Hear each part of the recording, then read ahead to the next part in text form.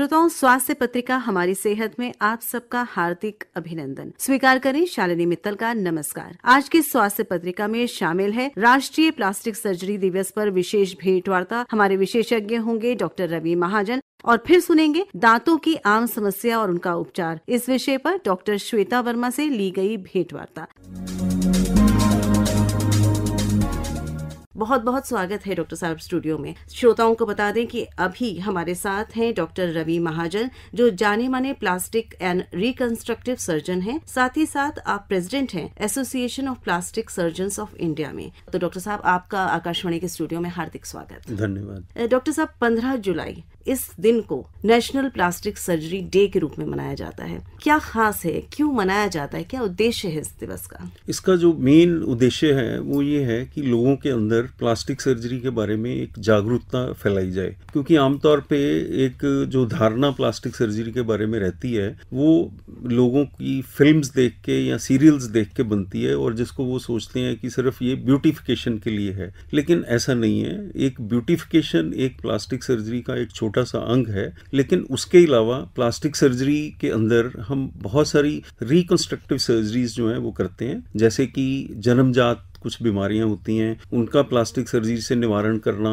इसी तरह accident cases में किसी का हाथ कट जाता है या पैर कुचल जाता है या कोई भी अंग जो है कुचल जाता है, उसको दोबारा से रिकंस्ट्रक्ट करना, ये भी प्लास्टिक सर्जरी का ही काम होता है। इसी तरह से कैंसर के केसेस में कैंसर का कुछ हिस्सा जो निकाल दिया जाता है उसको दोबारा से बनाना। सो इस तरह से बहुत सारी बीमारियों में प्लास्टिक सर्जरी का बहुत अहम रोल होता है। तो इसका जो उद्देश्य है हमारा ये है कि लोगों को उन चीजों के बारे में भी जागरूक किया जाए ताकि वो उसकी उपयोगिता को देख के उसका लाभ उठा सकें। जी, और हमारा भी इस कार्यक्रम का मकसद यही है कि हमारे जो श्रोता इस कार्यक्रम को सुन रहे हैं वो जाने कि प्लास्टिक सर्जरी, जैसा डॉक्टर साहब ने कहा, सिर्फ एक कॉस्मेटिक या एस्थेटिक्स के लिए नहीं है। इसका एक बहुत बड़ा उद्देश्य और होता है जो कि किसी के जीवन को बहुत नॉर्मल बनाने के लिए बहुत महती भूमिका अदा कर सकता है। डॉक्टर साहब, क्या क्या खास किया जाता है इस कार्यक्रम में? ये दिन मनाया गया। कल हमने ये जो दिन है इस बार नेशनल लेवल पे एक प्रोग्राम रखा जिसका नाम था Sushruta plastic surgery film festival.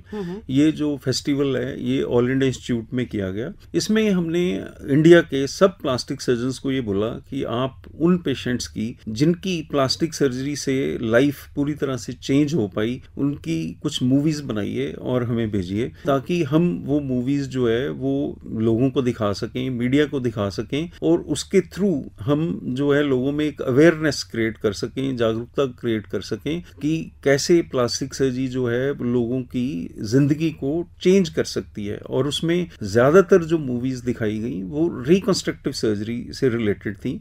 जैसे जलने से किसी का जो चेहरा है वो विकृत हो जाता है, या चोट लगने से किसी का अंग कट जाता है तो उसको दोबारा से जोड़ा जा सकता है। जैसे कई बार आपने देखा होगा कि किसी का हाथ कट गया, अंगूठा कट गया, उंगली कट गई, तो उसको अगर ठीक टाइम पे एक प्लास्टिक सर्जरी सेंटर में ले जाया जाता है तो उसको हम दोबारा से सिर्फ जोड़ ही नहीं सकते, उसको टोटली फंक्शनल कर सकते हैं। उससे उसका जीवन ही दोबारा नॉर्मल हो सकता है। जी। डॉक्टर साहब, आपने बताया कि किस तरह से बहुत सारे रिकंस्ट्रक्शन की जा सकती है और इम्पोर्टेंट रहता है ये, पर एक्चुअल करते क्या है प्लास्टिक सर्जरी में? देखिए, प्लास्टिक सर्जरी में विभिन्न टेक्निक्स का इस्तेमाल किया जाता है। जैसे कि अगर जो डिफरेंट नाड़ियां हैं, जैसे हैंड सर्जरी की बात करें, वो एक बड़ा इंपॉर्टेंट कंपोनेंट है प्लास्टिक सर्जरी का। उसमें कुछ टेंडन्स, नर्व्स, ब्लड वेसल्स वगैरह जो कट जाती हैं, हम उनको दोबारा से जोड़ सकते हैं। इसी तरह से अगर कोई हिस्सा जो है कुचला जाता है और वहां पे हमें और दूसरी जगह से मांस लेके प्रत्यारोपण करना पड़ता है, वो करते हैं। सो बहुत सारी टेक्निक्स को मिला के प्लास्टिक सर्जरी करी जाती है। तो ये एक कोई ऐसा नहीं है कि जैसे आम लोगों में कई ये भी धारणा रहती है कि हम प्लास्टिक सर्जरी में कोई प्लास्टिक का इस्तेमाल करते हैं। ऐसा कुछ नहीं है। यूजुअली हम शरीर के दूसरे हिस्से से कुछ जो टिश्यूज हैं, जो उत्तक हैं, उनको लेके, तो जहां का हिस्सा जो है वो खराब हो गया है या निकालना पड़ गया है किसी वजह से, जैसे कैंसर के केसेस में, तो उनको दोबारा से बनाते हैं। तो उसमें डिफरेंट तरह की टेक्निक्स जो हैं वो यूज करी जाती हैं। वो सारी टेक्निक्स प्लास्टिक सर्जरी टेक्निक्स के अंडर आती हैं। तो डॉक्टर साहब, ये जो प्लास्टिक सर्जरी का आपने भी डिटेल में बताया, ये भी बताइए, हमारे श्रोता जरूर जानना चाहेंगे कि आपने बताया कोई अंग कट गया या जल गया तो कितने समय में ये सर्जरी हो जानी चाहिए, क्योंकि अगर अंग कट गया है तो उसको लेकर पहुंचना होता होगा। ये आपने बहुत ही एक महत्वपूर्ण सवाल पूछा है, क्योंकि जब किसी का अंग कट जाता है तो उस समय जो सबसे इम्पोर्टेंट चीज है वो ये है कि उस अंग को, कटे हुए अंग को एक पॉलीथीन में डाला जाए, उसको क्लोज किया जाए गांठ मार के, और फिर किसी बर्तन में जिसमें बर्फ रखी जाए उसमें डाला जाए। तो दो चीजें इसमें बड़ी इंपॉर्टेंट हैं जो ध्यान रखनी है। उसमें एक तो है कि कटे हुए अंग को किसी भी सोल्यूशन में नहीं डालना है, किसी में पानी में या किसी और केमिकल में नहीं डालना है, उसको सिर्फ पॉलीथीन में रखना है और उसके आसपास बर्फ रखनी है, और बर्फ से उसका डायरेक्ट कांटेक्ट नहीं आना चाहिए। सो पॉलीथीन में डालने का ये पर्पस है कि वो डायरेक्ट कांटेक्ट में अगर आ जाए तो वो पार्ट डैमेज हो सकता है, और उसको जल्दी से जल्दी पेशेंट को और कटे हुए अंग को एक प्लास्टिक सर्जरी सेंटर जहां पे इस तरह की सुविधा अवेलेबल हो, माइक्रो सर्जरी की सुविधा अवेलेबल हो, जो कि आजकल बहुत सारे हॉस्पिटल्स में अवेलेबल है, तो वहां पे ले जाया जाए जल्दी से जल्दी। बाकी आपने जो ये पूछा कि टाइम कितना है, तो मैं यही कहना चाहूंगा कि जितना जल्दी हो सके वो किया जाए, क्योंकि जो टाइम पीरियड है वो इस पे भी डिपेंड करता है कि जो पार्ट है वो किस लेवल से कटा है। जो जितना ऊपर से कटा होता है उसमें हमारे पास टाइम कम होता है, लेकिन जितना नीचे से कटा हो, जैसे अगर कोई बाजू किसी की कटी है तो बहुत ऊपर से कटी है, तो उसमें हमारे पास खून का दौरा दोबारा से शुरू करने के लिए सिर्फ 5-6 घंटे का टाइम होता है, जिसका मतलब है कि पेशेंट हमारे पास 2-3 या 4 घंटे के अंदर मैक्सिमम पहुंच जाए। लेकिन अगर कोई आगे से कटा हुआ, जैसे हाथ है, अंगूठा है, उंगली है, तो उसको हम थोड़ा लेट भी कर सकते हैं, जिसमें कोई नुकसान होने का डर नहीं होता। सो लेकिन यही ध्यान में रखा जाए कि जितना जल्दी हो सके उसको ऐसे सेंटर में पहुंचाया जाए। बहुत विस्तार से डॉक्टर साहब आपने बताया, और उम्मीद है कि हमारे जो श्रोता जरूर इसका लाभ उठाएंगे, क्योंकि इस तरह के केसेस होते हैं और लोगों को उस समय समझ नहीं आता कि क्या किया जाए। एक चीज आपने बोली कॉस्मेटिक सर्जरी, जो कि सुंदरता बढ़ाने के लिए की जाती है, ये लोग बहुत जानते हैं, क्योंकि ये बहुत मीडिया या पब्लिसिटी में आता है कि उसने अपना रिकंस्ट्रक्शन कराया नाक का, स्किन का, लिप्स का। इसमें और इस सर्जरी में क्या फर्क है? कॉस्मेटिक सर्जरी और प्लास्टिक सर्जरी एक ही है क्या? देखिए, प्लास्टिक सर्जरी के 2 पार्ट्स हैं। एक है जिसको हम कॉस्मेटिक सर्जरी कहते हैं, जिसमें मेन पर्पस जो होता है कि जो किसी का फॉर एग्जांपल नाक है तो वो चाहता है कि और सुंदर हो जाए, तो उसको और सुंदर किया जा सकता है, या किसी के एज की वजह से झुर्रियां पड़ गई हैं उनको खत्म करना चाहते हैं, तो ये सारा तो सुंदरता बढ़ाने के लिए है। तो इसको कॉस्मेटिक्स, ये प्लास्टिक सर्जरी का ही एक पार्ट है जिसको हम कॉस्मेटिक सर्जरी कहते हैं। प्लास्टिक सर्जरी का जो दूसरा पार्ट है वो रिकंस्ट्रक्टिव सर्जरी है, जिसके बारे में कि हमने बात करी, जैसे कि बर्न्स में, कैंसर में, तो वो रिकंस्ट्रक्टिव सर्जरी है। सो कॉस्मेटिक सर्जरी भी एक बहुत इंपॉर्टेंट कंपोनेंट है प्लास्टिक सर्जरी का, लेकिन लोग आमतौर पे इसके बारे में तो जानते हैं, लेकिन रिकंस्ट्रक्टिव सर्जरी के बारे में थोड़ी जो है इतनी जागरूकता नहीं है, तो हम चाहते हैं कि उसका भी लोगों को पता होना चाहिए। जी डॉक्टर साहब, बहुत सुनते हैं, जैसा अभी बात कर रहे हैं कॉस्मेटिक सर्जरी के लिए, एस्थेटिक्स के लिए, कितना सही है और कितना सक्सेसफुल है? देखिए, जो कॉस्मेटिक सर्जरी है उसका बहुत इंपॉर्टेंट रोल है।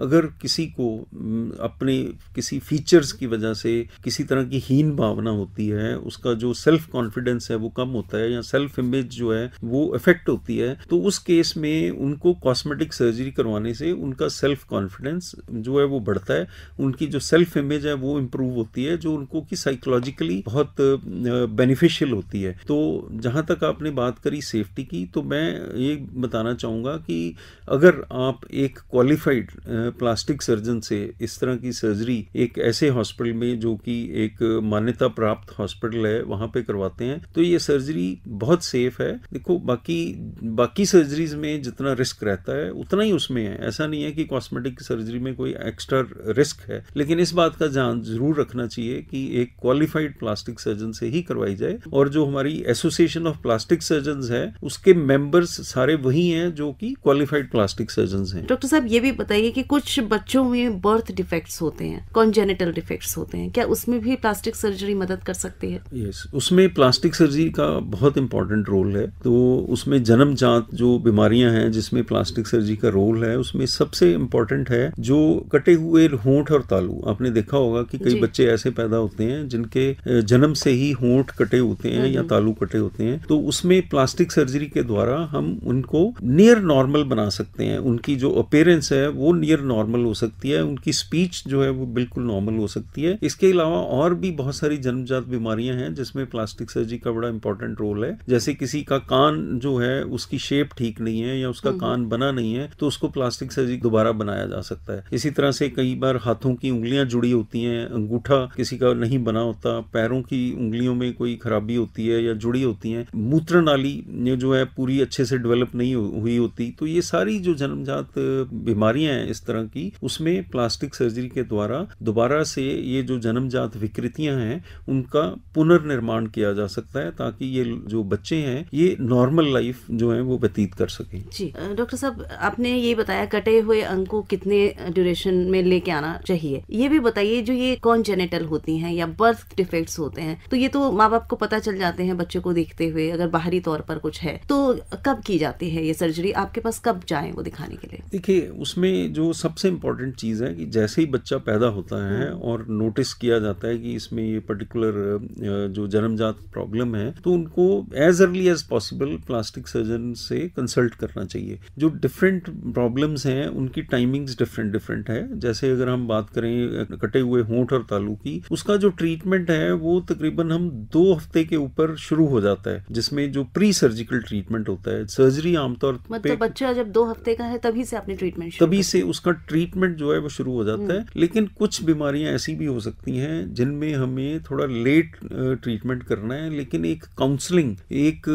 क्वालिफाइड प्लास्टिक सर्जन के द्वारा होनी बहुत जरूरी है। क्योंकि हमने कई बार ये भी देखा है कि लोग दूसरे लोगों की बात सुन के या कोई अनक्वालिफाइड डॉक्टर से सलाह लेके बहुत देर तक का इलाज नहीं करवाते, तो जिसकी वजह से लेट हो जाता है। तो एक बार सलाह जरूर ले लेनी चाहिए जितनी जल्दी हो सके, ताकि उनको उसके बारे में बहुत डिटेल में बताया जा सके कि किस चीज का ट्रीटमेंट कब होना है और उसको समय समय पर करवाया जाए। जैसे अगर तालू है, किसी का तालू कटा हुआ है, तो उसका हम ऑपरेशन रिकमेंड करते हैं कि 9 से 12 महीने के बीच में हो जाना चाहिए। लेकिन वही अगर जो है बच्चा बड़ा हो जाता है तो उसमें उसकी सर्जरी तो हो जाती है, लेकिन उसकी स्पीच कई बार पूरी नॉर्मल नहीं हो पाती। सो टाइमिंग इज वेरी इंपॉर्टेंट और वो वेरी कर सकती है कंडीशन टू कंडीशन। चलते चलते हमारे श्रोताओं के लिए क्या खास संदेश रहेगा? देखिए, मैं तो यही संदेश देना चाहूंगा कि प्लास्टिक सर्जरी जो है वो सबके लिए है। ऐसा ना सोचा जाए कि ये सिर्फ रिच लोगों के लिए या एक्टर्स के लिए या मॉडल्स के लिए है। और अगर किसी को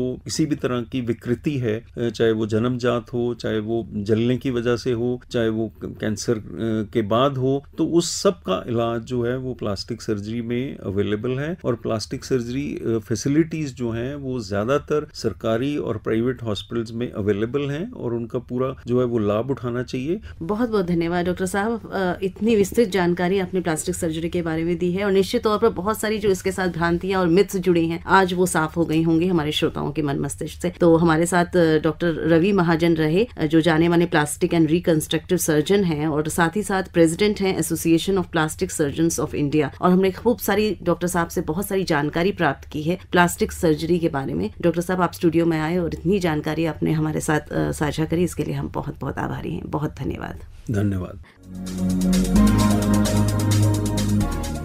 राष्ट्रीय प्लास्टिक सर्जरी दिवस पर अभी आप सुन रहे थे हमारे विशेषज्ञ डॉक्टर रवि महाजन से ली गई ये भेंटवार्ता। भेंटकर्ता थी शालिनी मित्तल। कार्यक्रम में आगे बढ़ते हैं और सुनते हैं डॉक्टर श्वेता वर्मा से ली गई एक भेंटवार्ता। विषय है दांतों में आम स्वास्थ्य समस्याएं और उनका उपचार। आपसे बात कर रहे हैं आदित्य कुमार। आज हमारे बीच डॉक्टर श्वेता वर्मा आई हुई हैं, जो कि एक सीनियर डेंटिस्ट है। डॉक्टर साहब, आपका बहुत बहुत स्वागत है। तो डॉक्टर साहब, अक्सर पायरिया नाम की बीमारी की वजह से लोगों के दांत समय से पहले टूट जाते हैं। इसकी क्या वजह होती है और ये बीमारी है क्या डॉक्टर साहब? पायरिया एक मसूड़ों की बीमारी है। मसूड़ों में सूजन रहना, थोड़ा बहुत खून आना ब्रश करते वक्त, ये कभी ना कभी हम लोग एक्सपीरियंस करते ही हैं। पायरिया इसका एक एडवांस वर्जन हम कह सकते हैं कि जब मसूड़ों में बहुत सूजन, जनरलाइज्ड हर पार्ट में सूजन हो, आपको खाना खाते हुए दर्द महसूस हो, चबाने में दिक्कत हो, ब्रश करते हुए या कुछ हार्ड खाते हुए आपके दांतों में खून आए और पस जैसा आपको मुंह में टेस्ट आए या ऐसा लगे कि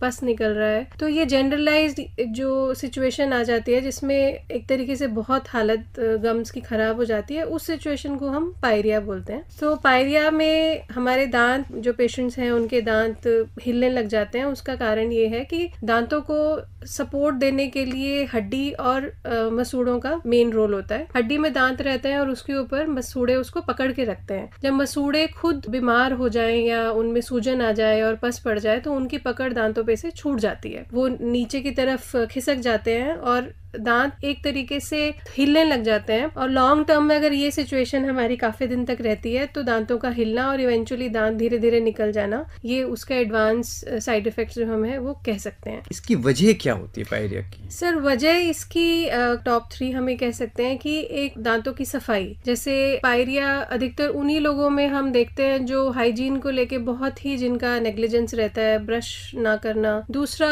कुछ मेडिकल कंडीशंस हैं जिसमें इसके चांसेस थोड़े बढ़ जाते हैं, जैसे कि प्रेगनेंसी में हम जो सेकंड ट्राइमेस्टर है उसमें हम ऐसा देख सकते हैं कि गम्स हमारे सोलन हो रहे हैं। कुछ मेडिसिन के साइड इफेक्ट में भी गम्स में स्वेलिंग आती है। डायबिटीज में भी कुछ हद तक पेशेंट्स को ये देखने को मिला है। तो मेडिकल रीजंस के अलावा हाइजीनिक जो आपकी प्रैक्टिस है दांतों को साफ करने के लिए, अगर वो कॉम्प्रोमाइज्ड है तो इसके जो चांसेस है और उसको लेके अगर आपकी नेग्लिजेंस की ड्यूरेशन जो है वो बहुत लंबी है तो इवेंचुअली आप ये पायरिया को आप आमंत्रण देते हैं। हाँ जी। अच्छा डॉक्टर साहब, किसी को अगर हो जाती है पायरिया की बीमारी, तो पायरिया की जो बीमारी से जो उसका नुकसान हुआ है उसका इलाज किस प्रकार किया जाता है? मसूड़ों में और दांतों पे जो गंदगी का जमना और मसूड़ों में इन्फ्लेमेशन और स्वेलिंग की वजह से है, तो उसी को हम ठीक करते हैं। हम पहले दांतों को साफ करते हैं। दांतों में जो जमा हुआ है जो भी मटेरियल है उसको हम स्केलिंग के द्वारा साफ करते हैं। हम डीप टिश्यू स्केलिंग भी बोलते हैं, जिसमें हम दांतों के थोड़ा नीचे जाके अच्छे से उनको सफाई करते हैं, जो कि एक डेंटल क्लिनिक में ही संभव है। उसके अलावा हम मेडिसिन देते हैं जिससे एंटीबायोटिक्स हैं और विटामिन सी सप्लीमेंट्स है, लगाने की दवाई होती है, जिससे कि 2 से 3 हफ्तों के बाद आपको काफी हद तक आप राहत महसूस कर पाते हैं। अच्छा, तो उससे जो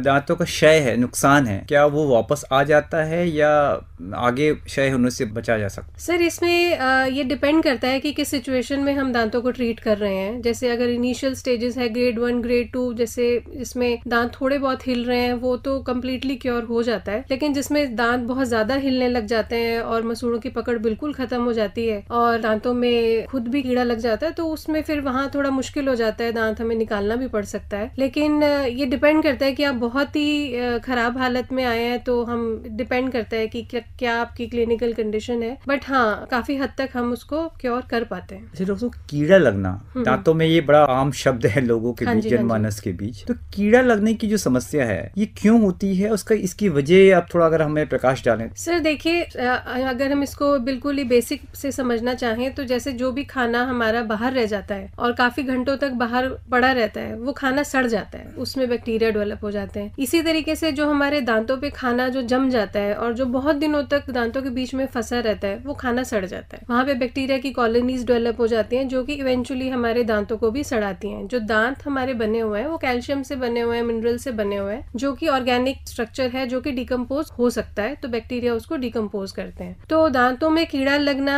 ये डायरेक्टली रिलेटेड टू कि आप दांतों की सफाई कैसे कर रहे हैं। और दूसरा, 2 बार ब्रश करना बहुत जरूरी है। जैसे आज पहले कि सुबह आपने ब्रश किया वो काफी है, लेकिन 2 बार 24 घंटे में 2 बार ब्रश करना ये एक तरीके से मैंडेटरी है। तो कीड़ा लगने का मेन रीजन तो यही है कि आप हाइजीन को लेके थोड़ा सा कॉन्शियस रहें। अच्छा डॉक्टर साहब, अगर इसका कीड़ा लग ही जाता है, मान लो किसी के दांत में, और उसको बेहद दर्द हो रहा है, तो उसका इलाज किस प्रकार आप लोग करते हैं? सर, दांतों में कीड़ा लगता है तो जैसे हमारे दांत की लेयर्स होती हैं दांतों में, जैसे इनामल है, डेंटिन है और पल्प है। अगर कीड़ा ऊपरी परत तक ही है तो हम उसको सिंपल फिलिंग करके रिस्टोर कर सकते हैं। अगर बीच की परत है तब उस सिचुएशन में भी फिलिंग काफी हद तक कारगर है। लेकिन अगर हमारी जो कीड़ा लगा है और दांतों का जो स्ट्रक्चर है वो नसों तक खराब हो गया है, तो फिर हमें रूट कैनाल एक प्रोसीजर है जो हमें करना पड़ता है। इसमें हम, जैसे कि ये ट्रीटमेंट का नाम ही सजेस्ट कर रहा है, रूट कैनाल ट्रीटमेंट, तो रूट मतलब जड़, जड़ के अंदर जो कैनाल्स हैं उनके अंदर जो नसें हैं उनका हम इलाज करते हैं। तो उसको हम पूरा साफ करके,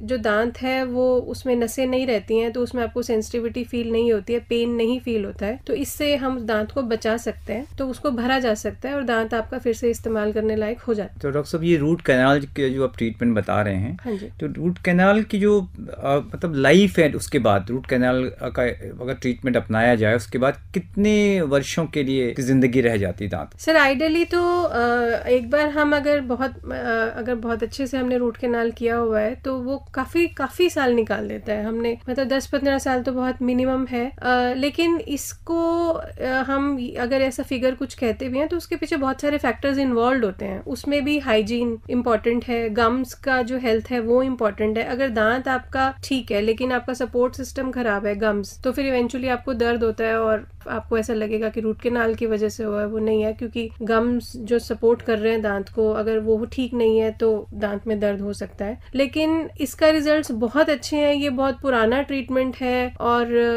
इसमें कोई नुकसान नहीं है इसको कराने में। काफी साल, लोगों के बहुत साल निकल जाते हैं। डॉक्टर साहब जैसे करीब अगर किसी व्यक्ति का 30-40 साल की अवस्था में अगर रूट कैनाल किया गया हो, 10-15 साल के बाद फिर अगला उसके पास क्या विकल्प रह जाता है अगर दांत निकल जाए या रूट कैनाल की अवधि समाप्त हो जाए? रूट कैनाल की कोई अवधि तो नहीं होती है, रूट कैनाल बहुत अच्छा चलता है, बहुत साल निकाल देता है। लेकिन अगर फिर भी अगर ऐसा हम क्वेश्चन पूछ रहे हैं कि अगर रूट कैनाल फेलियर हो जाता है तो इसमें हम री RCT भी कर सकते हैं, दोबारा भी कर सकते हैं। अगर जो स्ट्रक्चर है वो ठीक है, दांत का स्ट्रक्चर ठीक है, एक्सरे देख के हम ये जज कर सकते हैं कि दांत का जो ओवरऑल स्ट्रक्चर है वो क्योरेबल है, तो रूट कैनाल रिपीट भी हो सकती है। और अगर हमें ऐसा लगता है कि स्ट्रक्चर कॉम्प्रोमाइज्ड है, ये इसमें रूट कैनाल रिपीट करने से प्रोग्नोसिस अच्छा नहीं है, रिजल्ट्स अच्छे नहीं है, फिर एक्सट्रैक्शन हो सकता है। उसके बाद हम इम्प्लांट डाल सकते हैं या हम प्रोस्थेसिस दे सकते हैं या ब्रिज लगा सकते हैं। तो वो रिहेबिलिटेशन वाले जो ट्रीटमेंट है फिर हमें उसकी तरफ जाना पड़ता है। डेंचर के विषय में कुछ और बताएं। जब हमारे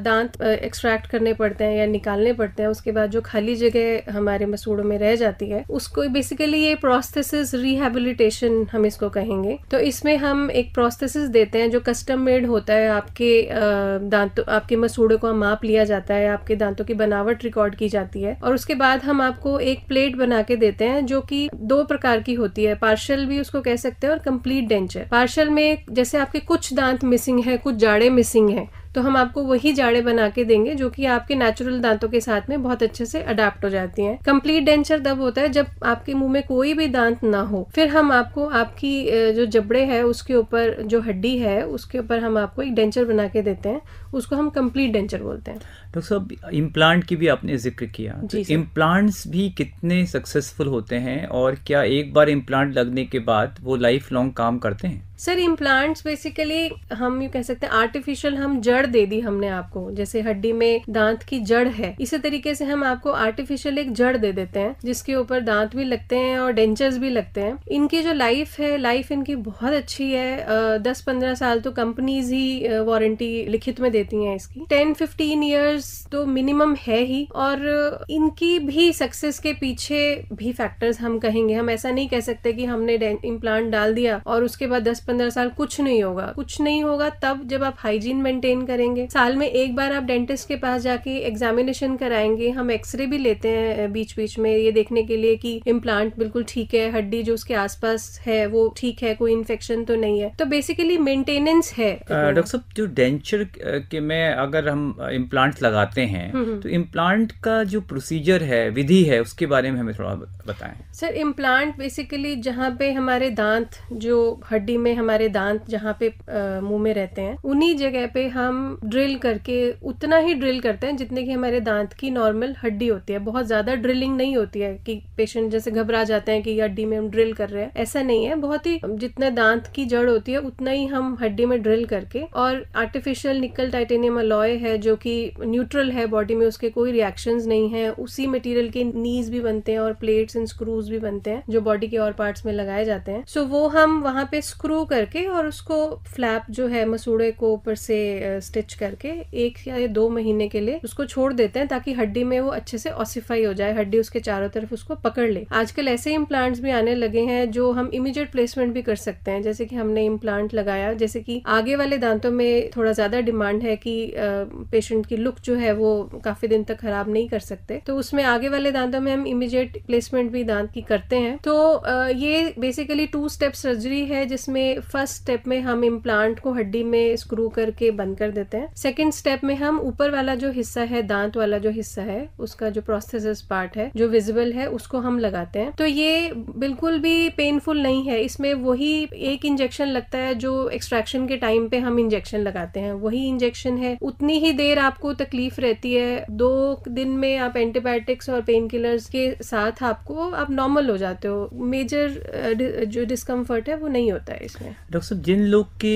दांत पायरिया की वजह से उनकी जड़ें खराब हो चुकी हैं, गम्स खराब हो चुके हैं, क्या उनमें भी इम्प्लांट लग जाते? सर ये क्लिनिकल एग्जामिनेशन के बाद ही बताया जा सकता है, क्योंकि अगर आपकी टेंडेंसी गम इन्फ्लेमेशन की या गम इन्फेक्शन की है, क्रॉनिक है, तो उसमें इम्प्लांट को भी आपके गम्स अच्छे से सपोर्ट नहीं कर पाएंगे। अगर आपकी हाइजीन प्रैक्टिस अच्छी नहीं है तो गम्स में इन्फेक्शन होगा जो कि इवेंचुअली आपके इम्प्लांट पे भी असर डालेगा। तो ऐसा पायरिया वाले पेशेंट्स में पहले हमें ये जो उसका मेन कारण है वो रूल आउट करना पड़ेगा कि किस वजह से पायरिया है। अगर वो हम प्रॉपर्ली ट्रीट कर पाते हैं, पेशेंट भी उसको समझता है और पेशेंट उसको ठीक करता है, तो हम इम्प्लांट के बारे में सोच सकते हैं। लेकिन अगर आपका हाइजीन प्रैक्टिस आप अच्छी नहीं करते हो और कोई अंडरलाइंग मेडिकल डिजीज है, उस केस में इम्प्लांट की भी उतनी अच्छी प्रोग्नोसिस हम नहीं मानेंगे। डॉक्टर साहब, जो अच्छा आपने हाइजीन का, साफ सफाई का कई बार जिक्र किया, तो जो लोग इसका ध्यान नहीं रखते, तो क्या इस वजह से हमारे जो हृदय है या और अंग है वो भी प्रभावित होते हैं? सर बिल्कुल,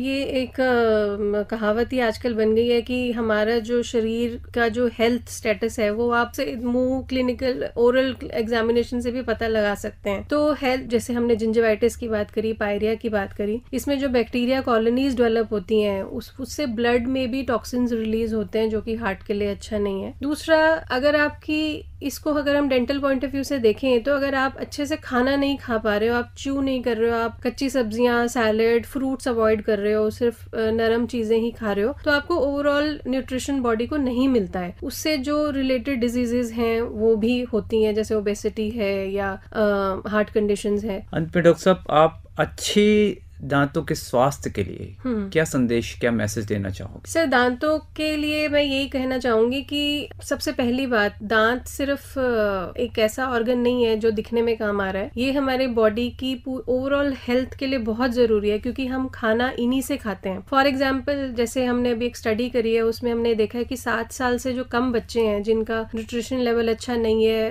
हेल्थ इतना अच्छा नहीं है, वो इसलिए कि उनके दांत सड़ जाते हैं। तो बच्चे सब्जियां, फल, चपाती ये सब नहीं खाते हैं, वो सिर्फ दूध पीते हैं और शुगरी ड्रिंक्स लेके वो अपना पेट भर लेते हैं, तो उनका न्यूट्रिशन कॉम्प्रोमाइज हो जाता है, हेल्थ खराब हो जाती है। सो दांतों को बचाना, दांतों की केयर करना आपकी ओवरऑल हेल्थ के लिए अच्छा है। इसके लिए दांतों की सफाई सबसे पहला स्टेप है। आप दिन में 2 बार ब्रश करें, सुबह उठने के बाद और रात को खाना खाने के बाद आप ब्रश करें। दिन में जितनी बार भी आप कुछ भी खाते हैं जो चिपचिपा है, दांतों पे चिपका हुआ है, तो एक कुल्ला कर सकते हैं या मुंह में पानी लेके कुल्ला करके आप उसको स्वॉलो भी कर सकते हैं अगर आप स्पिट नहीं कर सकते कहीं पे। तो ये हाइजीन प्रैक्टिस अगर हम लॉन्ग टर्म तक फॉलो करें तो काफी चीजें मैनेज हो जाती हैं। इसके अलावा थर्ड पॉइंट है जो है प्रोफेशनल हेल्प। उसमें साल में 1 बार आप किसी भी डेंटल क्लिनिक पे, चाहे वो पब्लिक हेल्थ सेंटर है या चाहे वो प्राइवेट है, उसमें एक एग्जामिनेशन के लिए जरूर जाएं। डॉक्टर साहब, आप हमारे स्टूडियो आए और आपने हमें इतनी महत्वपूर्ण जानकारी दी, इसके लिए आपका बहुत बहुत शुक्रिया। नमस्कार। Thank you sir, thank you so much. दांतों की आम समस्याएं और उनका उपचार, इस विषय पर अभी आप दंत चिकित्सक डॉक्टर श्वेता वर्मा से ली गई भेंटवार्ता सुन रहे थे। भेंटकर्ता थे आदित्य कुमार। इसी के साथ हमारे आज की स्वास्थ्य पत्रिका हमारी सेहत अब समाप्त होती है। फिर मिलेंगे अगली बार, तब तक के लिए स्वीकार करिए हमारा नमस्कार।